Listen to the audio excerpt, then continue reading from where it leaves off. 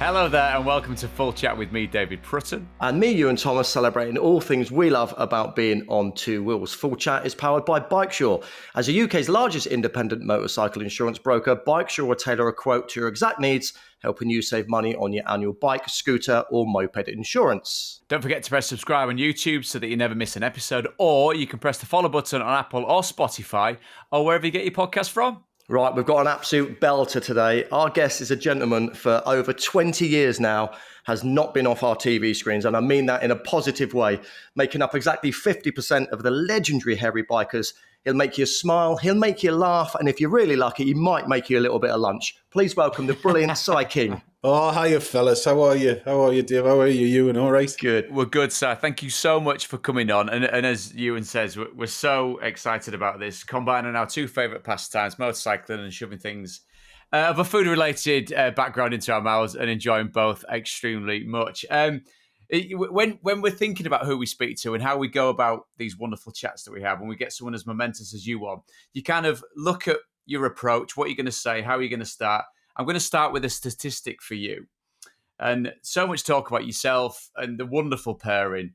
But let's have a look at this. Roughly 650,000 miles covered by you and Dave over 22 years in the saddle. I mean, that stat alone sets us up nicely, doesn't it? It's a monumental figure and one you must be so very proud of and very, very fond of.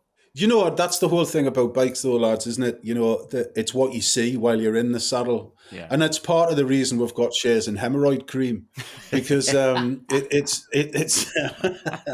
it's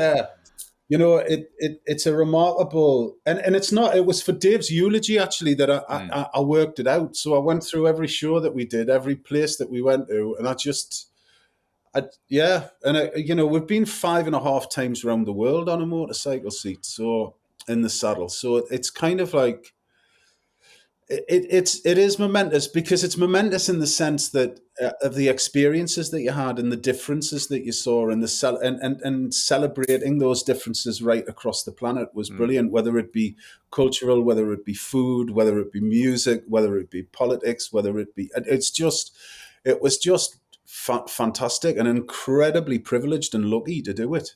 Yeah, I feel from watching you both for so many years on TV, it was just that bond you had, and whether it was because of the relaxed atmosphere, because you were both bikers and it made you both relatable, I don't know, but it seemed like that was that instant chemistry.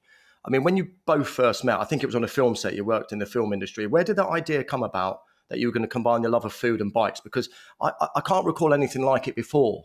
And I just think, I never thought of that before, like biking and food, and it just worked so well. Was it a joint idea of both of yours, or how did that come about?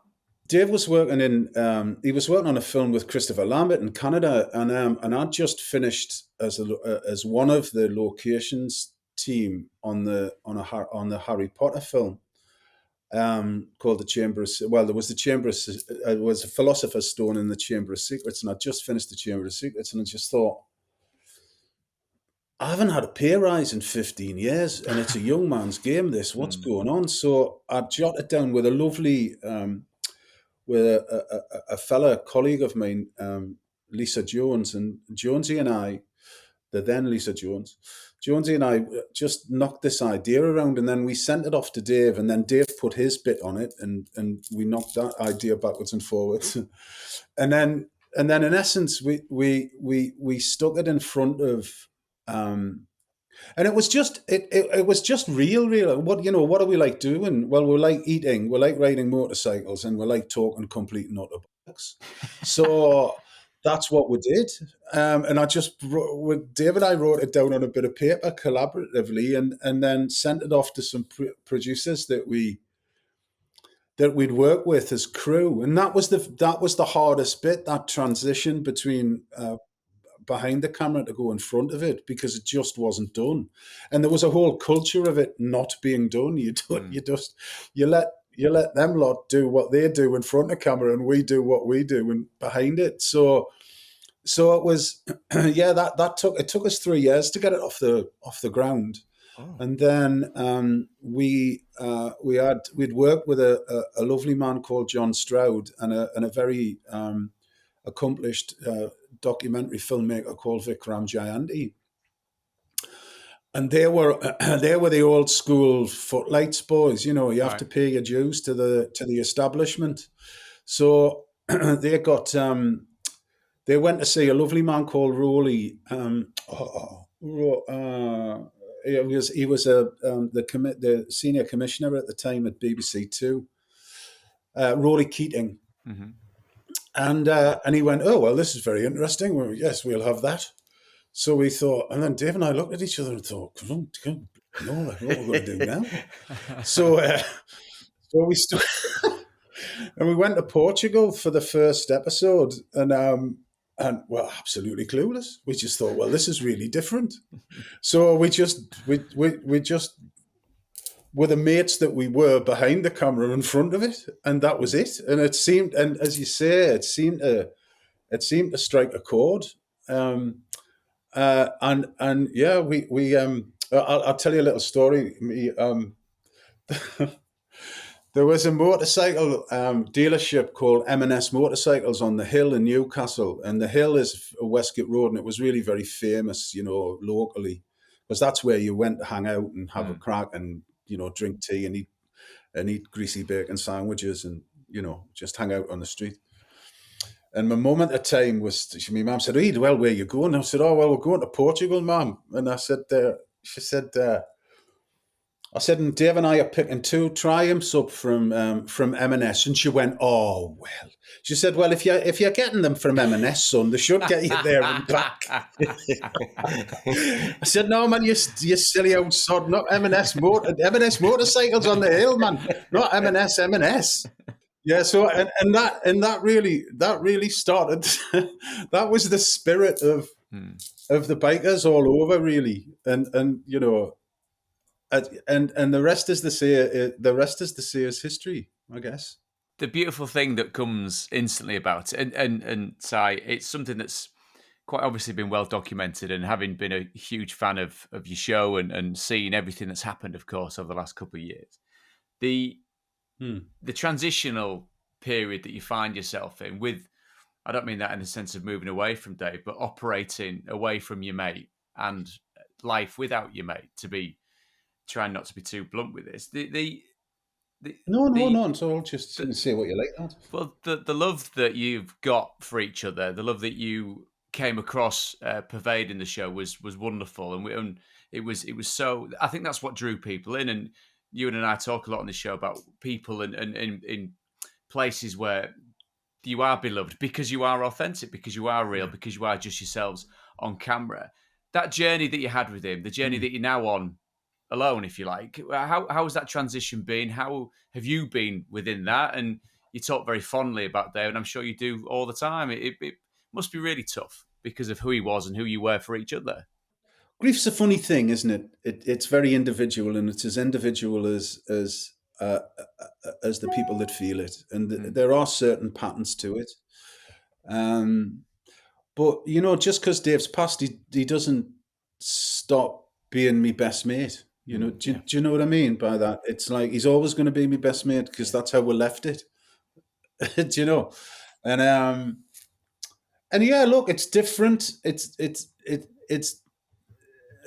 yeah. I was all, you know, we were part of this double act, you know, and that is different. And it has been tough. I mean, I think for the first year after his death, really, I didn't really have. I didn't want to do anything. I didn't have the heart to do anything because I didn't know what I wanted to do. I wanted to grieve my mate, and you know, and there's so many nuances and layers to that you know, because it was a proper friendship, you know. Some days we wanted to strangle each other, some days we wanted to give each other a kiss and a cuddle, some days we would argue, some days we won't. It was about being mates and about, and we were, you know, 2 very different people, you know, very different, but we absolutely loved the bones of each other because we kind of got each other in a way that that you only get when you spend. I mean, I spent more time I spent more time with Dave than I think anybody else in my existence. We were joined at the hip because we were just so busy and because the show was so popular. So yeah, it's just different. It's just a different. Do you know what I mean? It's just different, David. It's a different thing. It's a different beast. It feels differently. Your application is different. It's just yeah. Yeah, well, honestly, Si, it's lovely what you had and what you clearly still have for each other. And, I think that was evident. We love to celebrate on this podcast the biking community and what people do for each other and how that love of two wheels brings us all together. And we've got to say, you must have been so proud for Dave Day. I keep wanting to say Dave Day.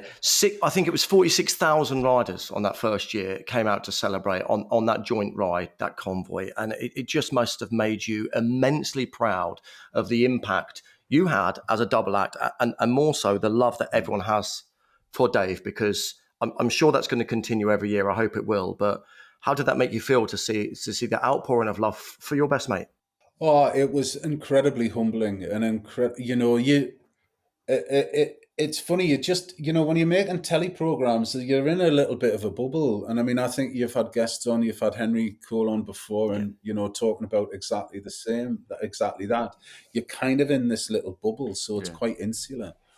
And then it's not until you, I think Henry was talking about the tour that he was doing at the time, and there is that.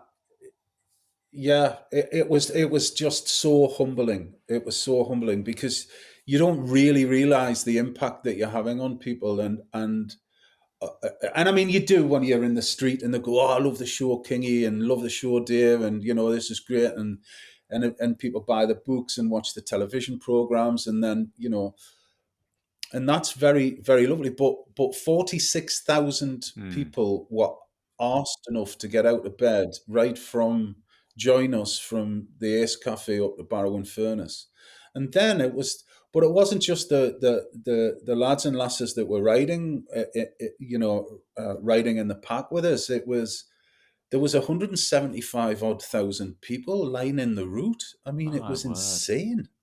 Every overbridge from the North Circular up the M6, every car park we pulled into, it was just mind blowing. And I mean, the tail was 35 miles.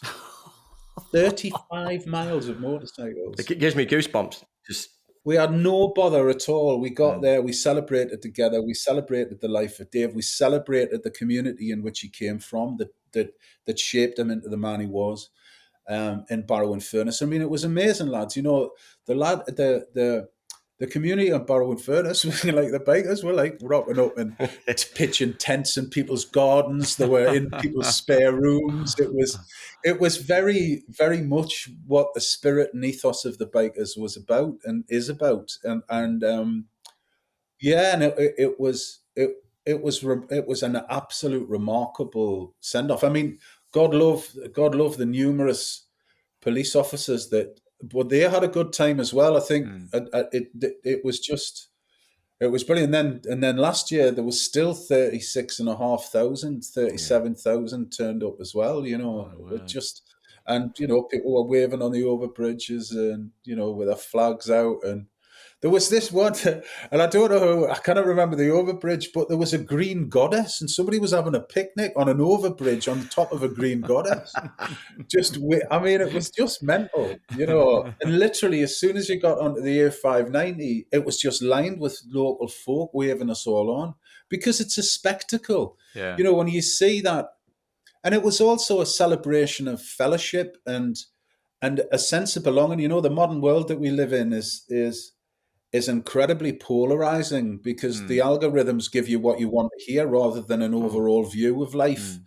And that's purely based on commerciality, not on any spirit of knowledge or dignity. It's just about what they can get out of your pockets. And it was just great to have an eclectic bunch of people that wanted to belong to something, which is what we are.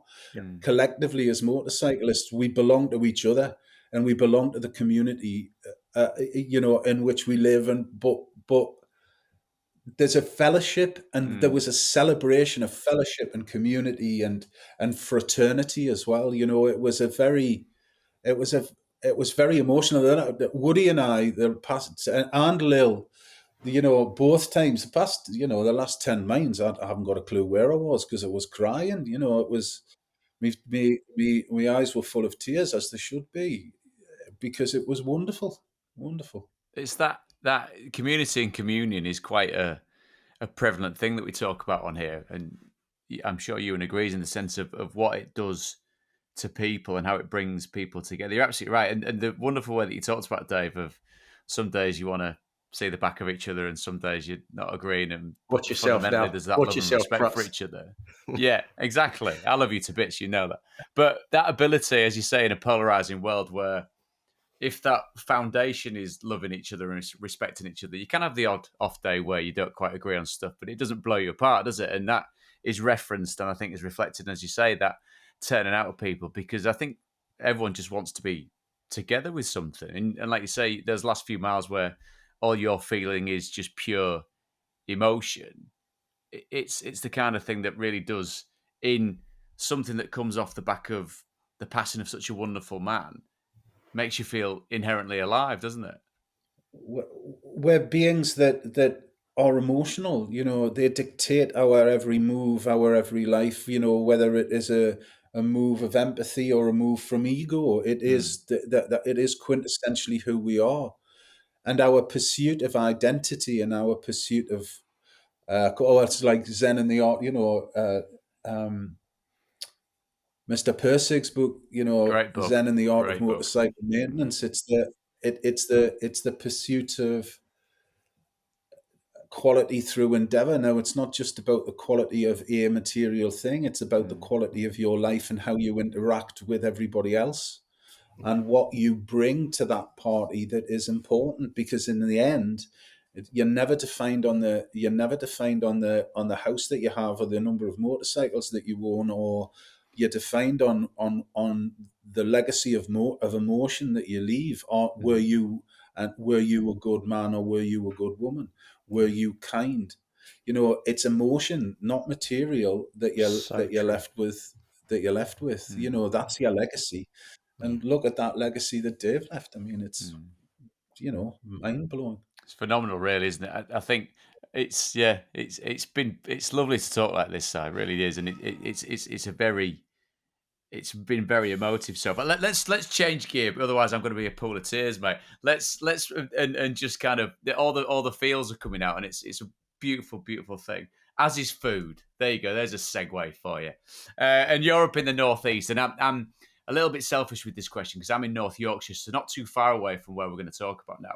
There's a place called Proper, which having spoken before we start recording, we can get into this now because on a slight football-y tangent, you're a Newcastle fan. You've got this wonderful place to eat food called Proper, which is right next to the Stadium of Light, which is wonderful movement from you. And I sense a little bit of mischief, but it's doing roaring business considering how good the football club's doing in that part of the world.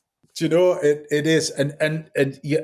The thing about the Northeast lads is, and much the same as North Yorkshire, we're too far away from Westminster for anybody really to give a flying flyer. So basically, what we do is we just get on with stuff ourselves. Now, the great thing, like Sunderland's football club is flying at the minute, and the reason that I'm there, it was an opportunity, and again, it comes back to the emotion and spirit of something. There was a now very good friend of mine who, Sunderland lad, born and bred, bright man. He's an architect, and he wanted to save a bit of heritage of Sunderland because he knew that there was a significant amount of investment about to go into Sunderland that was the city had been left behind for years and years and years, and and he wanted to save the horse hospital and the local dray stables for Vaux. So he said, "Do you want to come and open a pie shop, or do you want to come and open a shop in some way, shape, or form in this?" I said, "No, I don't. Actually, I'm not. No. No, I'm not there long enough. I'm not in one place long enough to do anything like that." And he goes, "I'm telling you, you should do it." And I said, "Yeah." Anyway, so the whole reason I'm there is actually because of Rick and his family, because they were Sunderland born and bred, Sunderland through and through, and they wanted to invest with their own money and their own blood and their own sweat and their own tears into the heritage of Sunderland. And sheepfolds, fundamentally, I have 3 stalls: the intensive care stalls for the horse hospital, for Monkweir Mouth Colliery, and the Vaux Dray horses. So there's one stall as front of house, one stall as kitchen. They're all next to each other, and the other one's pot washing storage. And the whole ethos of it is, it's about. It happens to be in Sunderland. We will open one in Newcastle. It's inevitable because we want to, and we want to open it because it's about bringing that thing to the Northeast. It's about the Northeast. It's not about, you can be as partisan as we like about the football clubs, and trust us, we are. And but if it's for the betterment of the Northeast generally, then we all pull together on it, and it's not that long ago. I was talking to some of the lads. I think they were under 16s cricket club from Durham had walked from the Riverside all the way to the Stadium of Light for a charity thing, and they arrived at proper, and and I was saying to them, it's not that long ago, and like some of them were Geordies and some of them weren't, some of them were Mackhams, and they were like, all the Geordies were complaining that we're at the Stadium of Light, and they weren't particularly careful about how they said that. And I said, lads, you know what it is? I said, it's not that long ago. It's in my living memory because my brother is a Mackham. I said, but it's not that long ago that if Sunderland were playing at home and Newcastle weren't, you'd go and support Sunderland. Yeah. And if Newcastle were playing at home and Sunderland weren't, he'd support his affections were always with Sunderland, but you wanted to support your local teams. And I said, it's not that long ago, because it's about the love of football, and it's about the love of your city and the region genuinely. Yeah. So that's how I run with it, and we'll have a right laugh, because it's good fun up here. They absolutely rip the living daylights out of us on I've been banned. The lads in the kitchen are like, "Kingy, you're not coming in on a match day. It's chaos." Imagine giving you a red and white penny. You got to wear that today. No, thank you. I tell you, it's a beautiful part of the world, though, Si, because I love it there. It is, Ewan. It is, and but it's the people. It's the people that make it. We're very lucky that we have relatively small conurbations in comparison, urban conurbations. But around that is we have a fantastic coastline. We've got great hills. We've got the Simonsides, the Cheviots, the Pennines, and we've got all of that geography and topography that in essence just make the character of who we are in the Northeast. And it's much the same as North Yorkshire as well. It's everywhere is defined by the people, and the character is defined by the geography and the topography in which they live, isn't it? Hence the produce and the food. We put proper in the middle of a 50-mile radius, and there's a lot of sea involved in that. But if we can't get the ingredients within that 50 miles, then they don't get in the kitchen.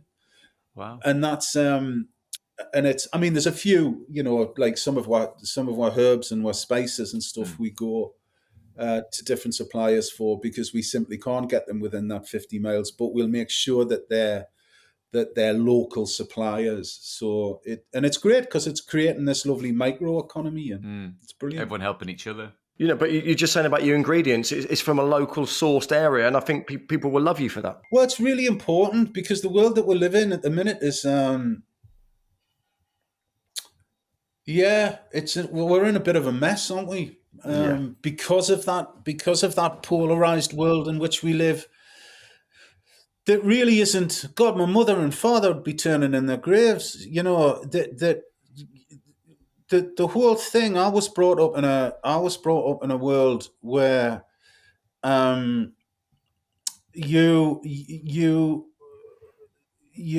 parents insisted, and I mean, my dad died when I was 8, so I was kind of. It was more from my mum and my sister and my brother, really, that it was.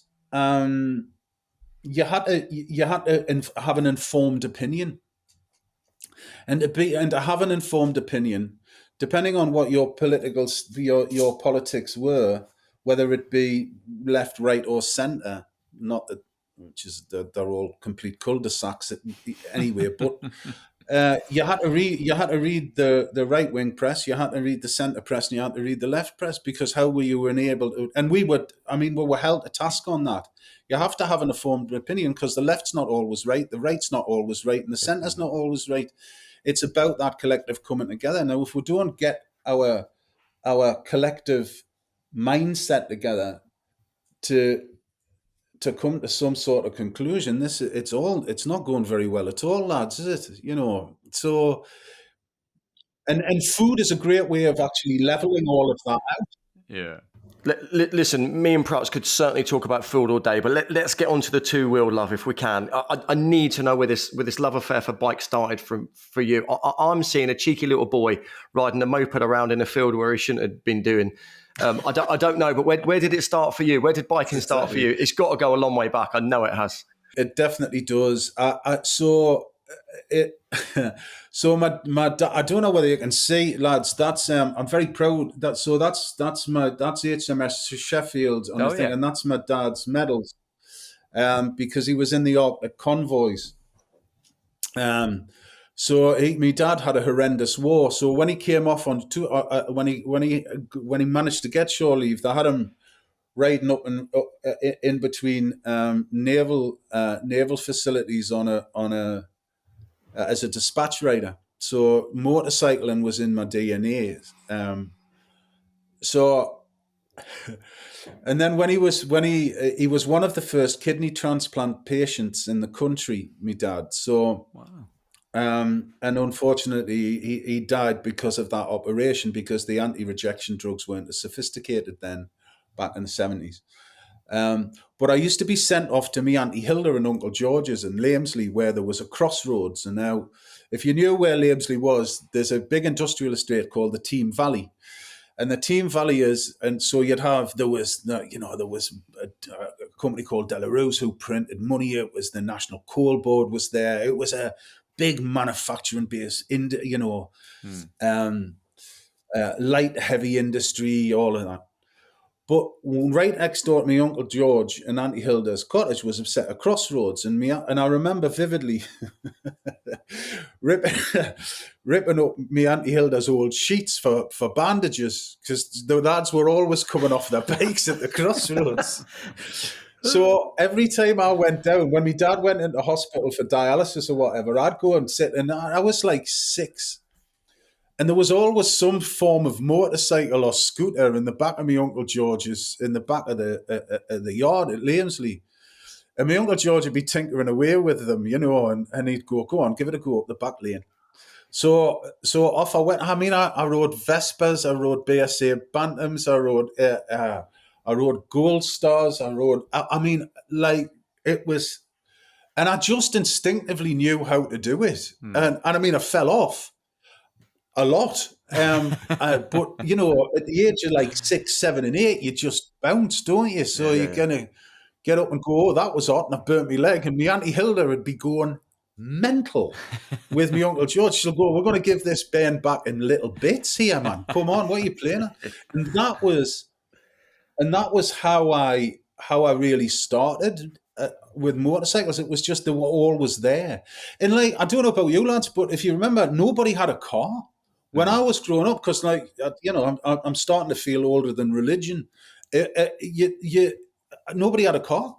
So there was always motorcycles, or that was the main form of working class transport. It was bikes, and so yeah, it was exactly that, you, and it was it was, Flying and around. then when I got into me, I just flying around and up the old slag heaps and stuff. Brilliant.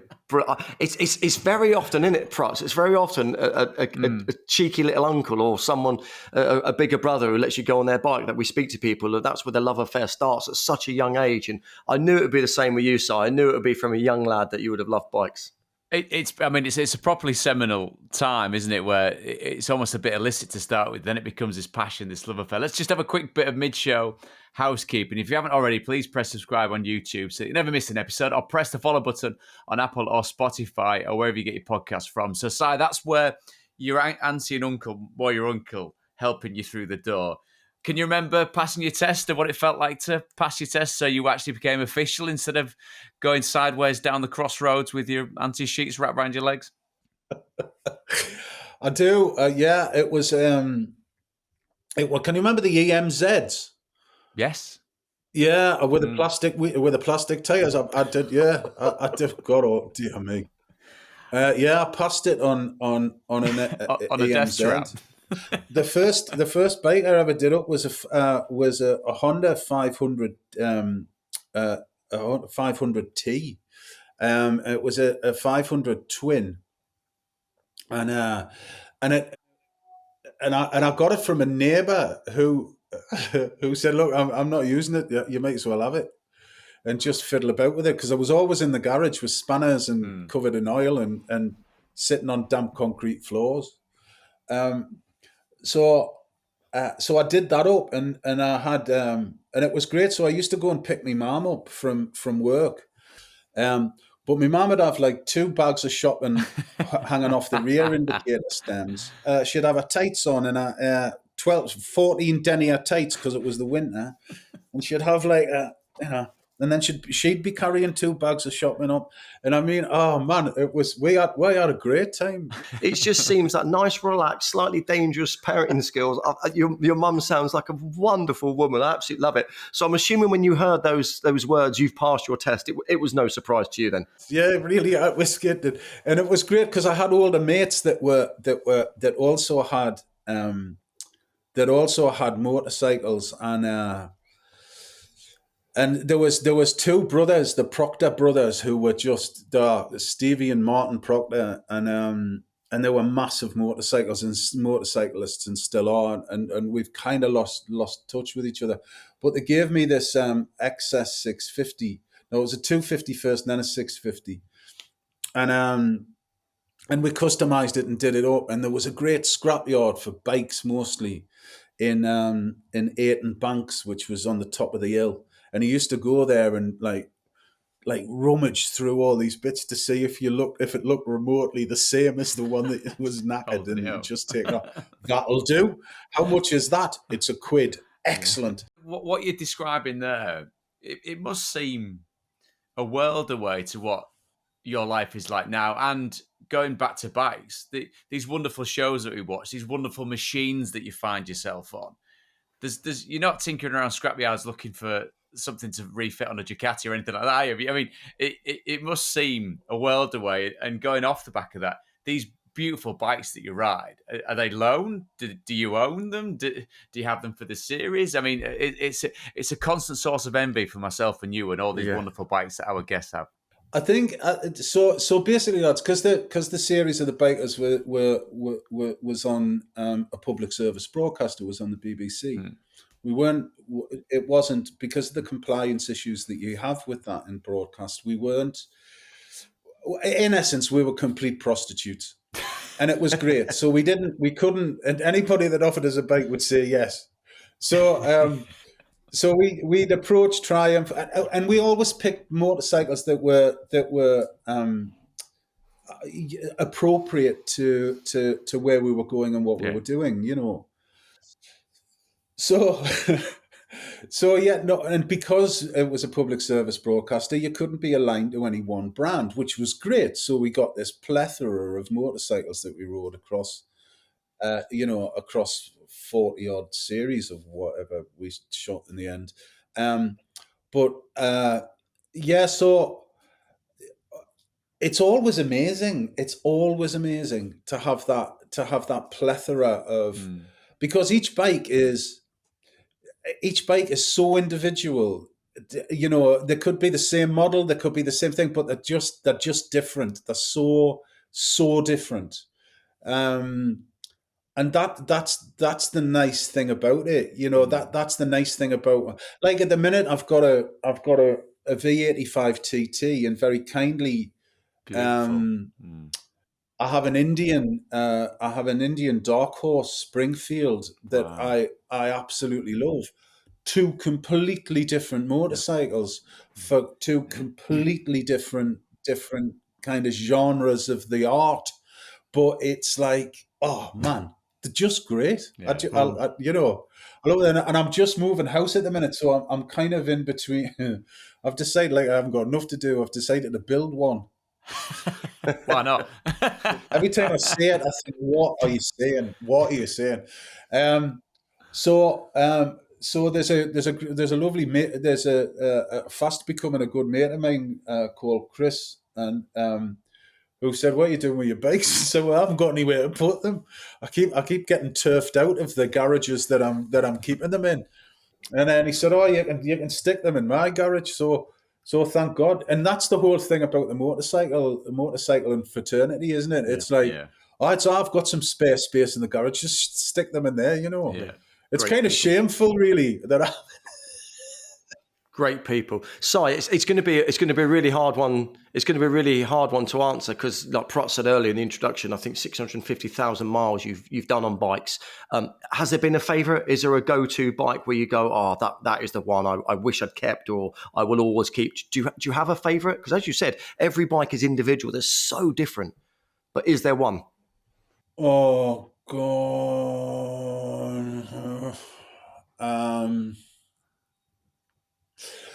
I tell you what I really enjoyed when third gear worked.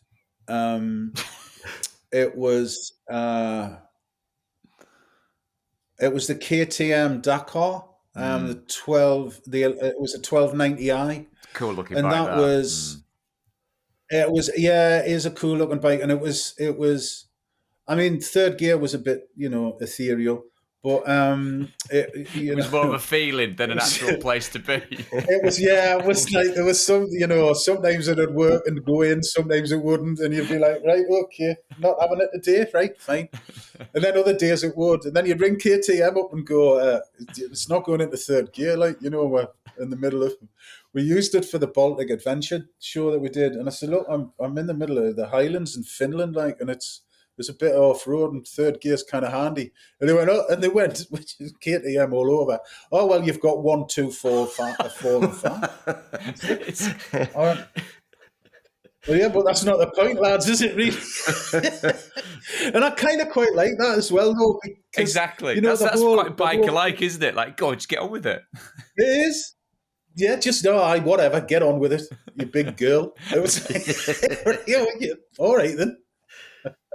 You mentioned Dave Day and riding up the country and having been such a recognisable face on the telly and terrestrial telly, of course, which goes absolutely everywhere, so for such a long period of time. When you are out and about on your bike and being as gregarious as you are and as friendly, noticeably friendly right off the bat as we've chatted today. I mean, it'd be a pretty disastrous podcast if you didn't talk to us, wouldn't it? Just yes and no answers. It'd kill it stone dead. But so everywhere you get to, helmet comes off. Are you just a magnet for people going, there's Psychic, I'll go and say hello to him? Can you go out for a quiet ride and get the lid off and have a cup of coffee? Yeah, you can. People are really respectful. And particularly when I'm with the family, Yeah, no, people are really respectful because I'm dead up for having a chat and a crack on. Definitely, of course.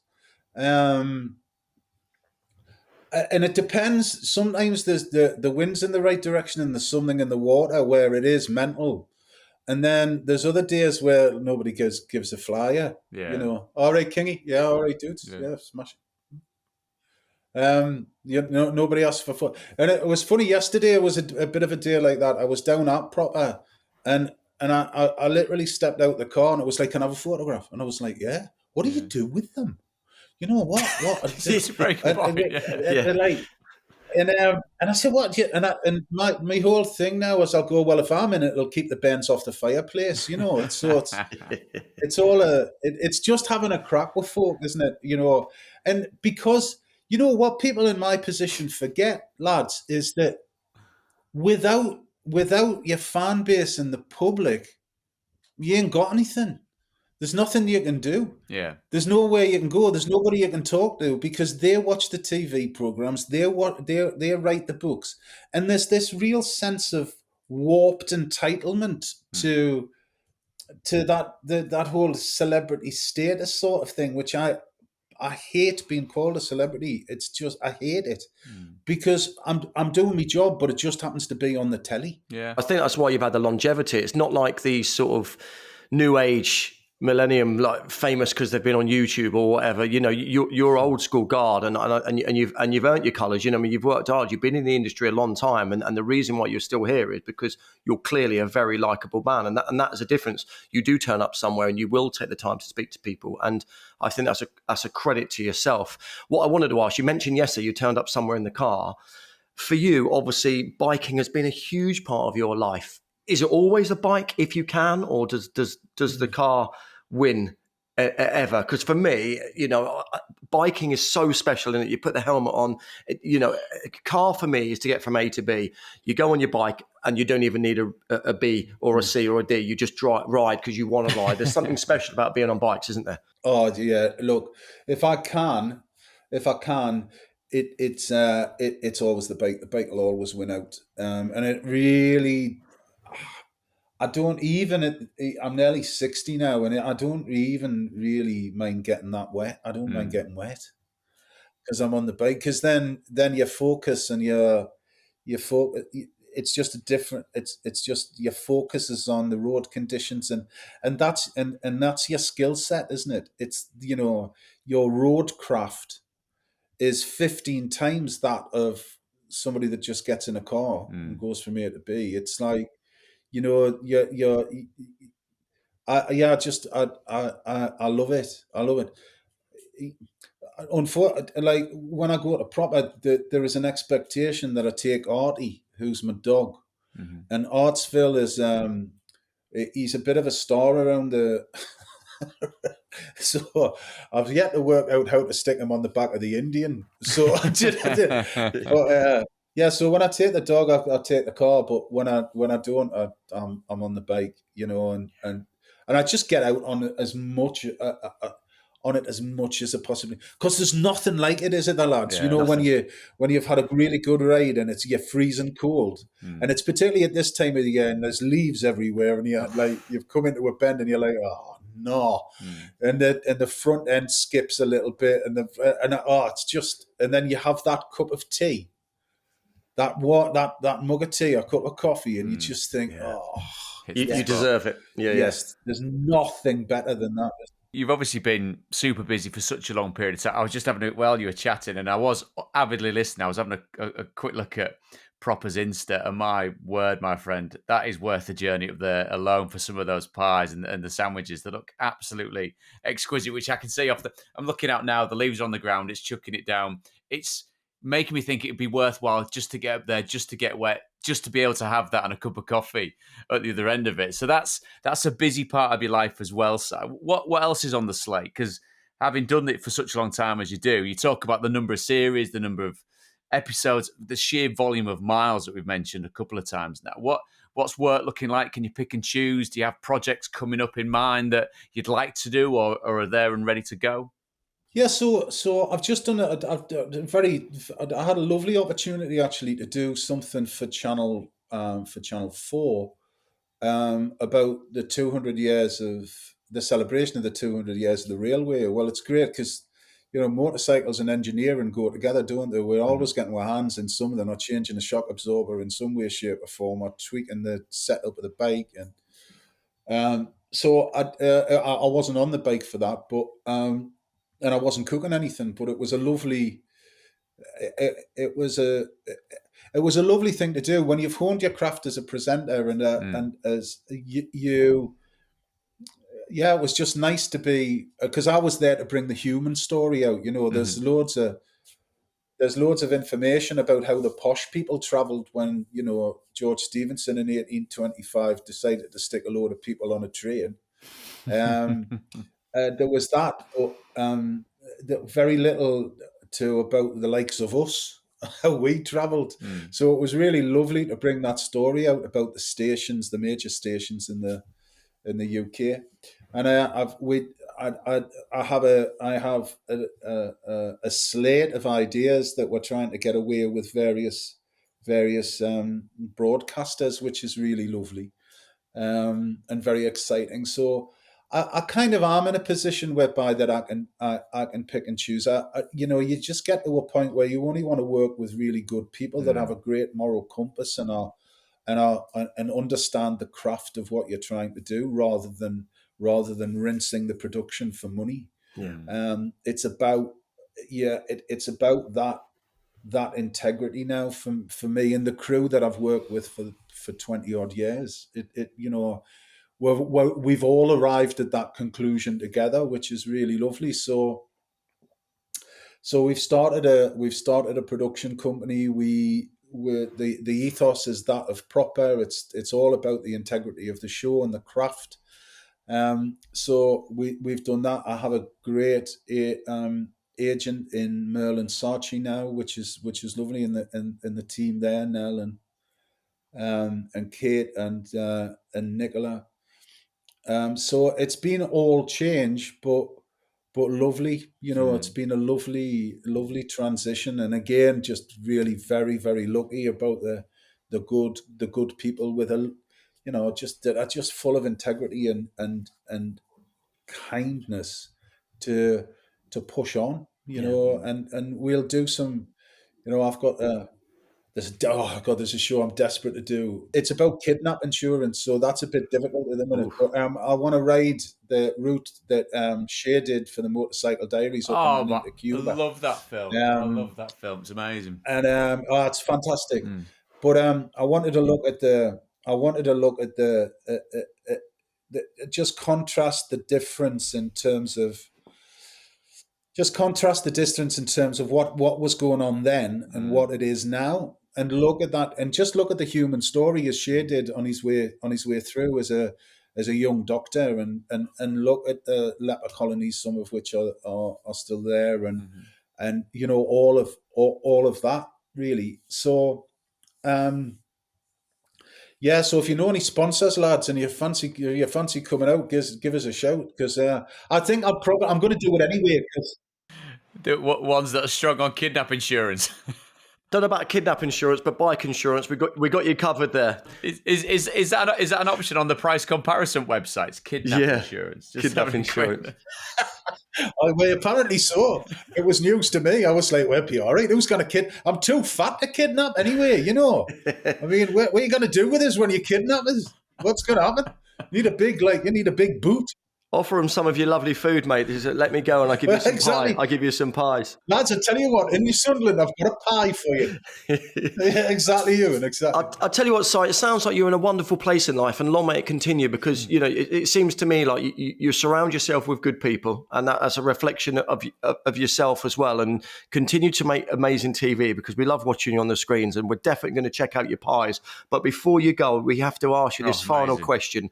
This is a hypothetical question, of course, but we'd love to know your fantasy ride. So where would you be riding? On what bike would you be using? Hopefully it's got third gear.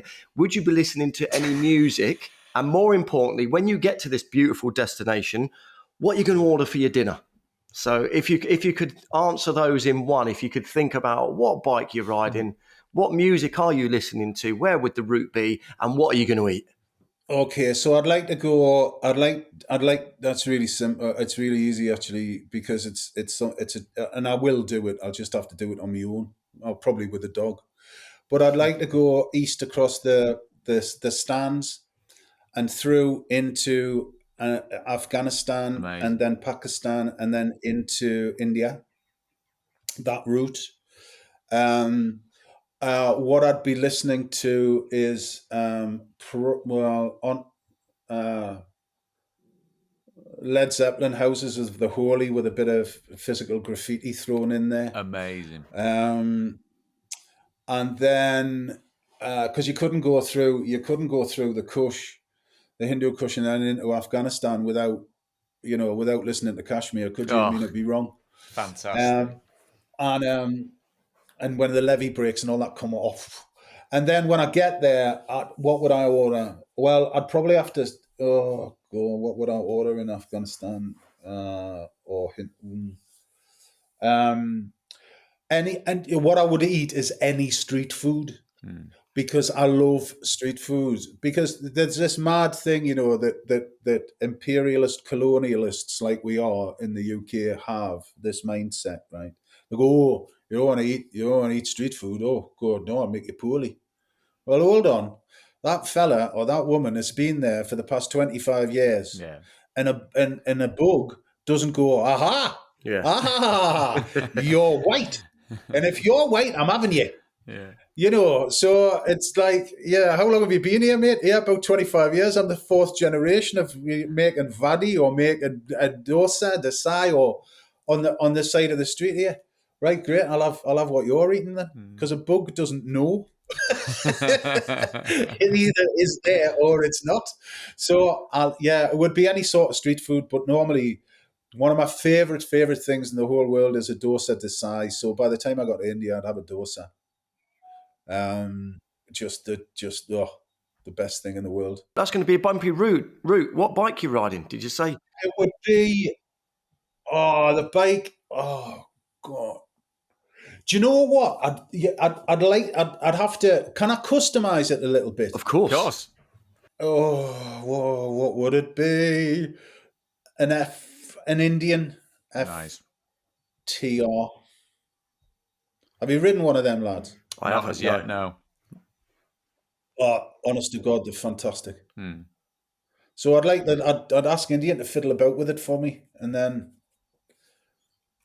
Yeah, that would be a great bike to ride, because that's a great route. Loads of talk, loads of bottom. Oh, have a look at them. They're so lovely and they look great. Yeah. But you need to put a few chunkies on it, a bit of front and rear. Yeah. And just that would be cool. Because there's a lovely mate of mine, a Crazy Horse dealership, and they deal with all sorts of exotic, but particularly Indian. And the lads there are cracking. They're a great bunch of men and women. So I'd get Crazy Horse to fiddle about with it for me and make it a proper tourer, as opposed to hold on and hope for the best, which is what it is now. Surely there's a name of a book there or a series, Hold On and Hope for the Best. That's how you got to look at it. I mean, and in my head side as well, there's a whole other tangent I could bore you to death with Led Zeppelin chat, but unfortunately we're coming to the very end of what this episode has been, which has been nothing short of a delight. I think it's touched us, it's moved us, it's made us giggle, made us laugh, made me very hungry, if I'm brutally honest as well, given what we've discussed. But as ever, it's Full Chat. It's our wonderful podcast powered by Bike Show, which, as ever, they will save you money on your annual scooter, moped, or motorbike insurance. And as ever, Ewan, so much more. I'm sure you've loved this as much as I have, because it's been a delight. It's been one of my favourites. Honestly, a huge thank you to the one and only Mr. Cy King. It's been a pleasure, Cy. Honestly, we wish you nothing but health, happiness, and success. Continue that success, what you are doing in life. You're an inspiration, mate, and you're a bloody good guy as well. It's been lovely having you on. It's been a privilege. My absolute pleasure. It's a privilege for me too, lads. What a wonderful and lovely opportunity to talk to two nice fellas about the thing that makes our heart beat, the love of motorcycles and the road. There's nothing better, is there?